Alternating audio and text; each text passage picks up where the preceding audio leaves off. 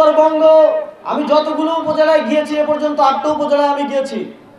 প্রত্যেকটা উপজেলায় আমি দেখেছি আপনাদের যে কৃষিজ উৎপাদন সেটা অতিরিক্ত থেকে যায়, অর্থাৎ এটা দেশের অন্যান্য জায়গায় যায়।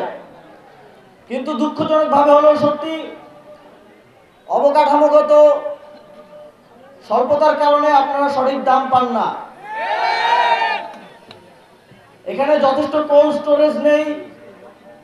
অনেকেই আমাকে কোল্ড স্টোরেজের কথা বলেছে। আমরা উৎপাদন বিবেচনা এবং পণ্য বিবেচনায় কোথায় কোথায় কোল্ড স্টোরেজ করা যায় সেটা নিয়ে ফিজিবিলিটি স্টাডি হচ্ছে। আমরা স্থানীয় সরকার পল্লী উন্নয়ন সমবায় মন্ত্রণালয় থেকে উত্তরবঙ্গের বিভিন্ন স্থানে কোল্ড স্টোরেজ স্থাপন করব, যাতে উত্তরবঙ্গের কৃষকেরা তাদের কষ্টের ঘামে অর্জিত ফসলের সঠিক মূল্য পায়।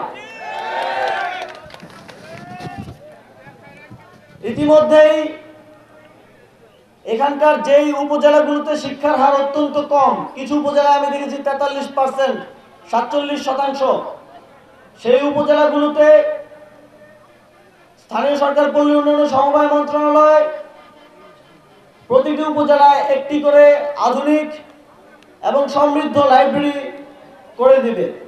যেহেতু পানি সম্পদ মন্ত্রণালয় তিস্তার নদীর সমস্যা নিরসনকল্পে কাজ করবে, পানি সম্পদ মন্ত্রণালয় ইতিমধ্যে আপনাদের জন্য কিছু সুখবর নিয়ে এসেছে, সেটি আমাদের মাননীয় প্রধান অতিথি আপনাদেরকে বলবেন। আমি স্থানীয় সরকার ও পল্লী উন্নয়ন সমবায় মন্ত্রণালয়ের পক্ষ থেকে আপনাদের বিভিন্ন সময় বিভিন্ন দাবি এসেছে, আজকেও আপনারা অনেকগুলো কথা বলেছেন, সে বিষয়ে কিছু বলতে চাই। তিস্তায় যে দীর্ঘ চর জেগে উঠেছে এবং চরে যে মানুষ বসবাস করে সেখানে শিক্ষার হার অত্যন্ত কম, কারণ সেই জায়গাগুলোতে কোনো স্কুল নেই, শিক্ষা প্রতিষ্ঠান নেই। স্থানীয় সরকার পল্লী উন্নয়ন সমবায় মন্ত্রণালয় তিস্তার চরে জনসংখ্যা অনুপাতে শিক্ষা প্রতিষ্ঠান নির্মাণের ব্যবস্থা করবে।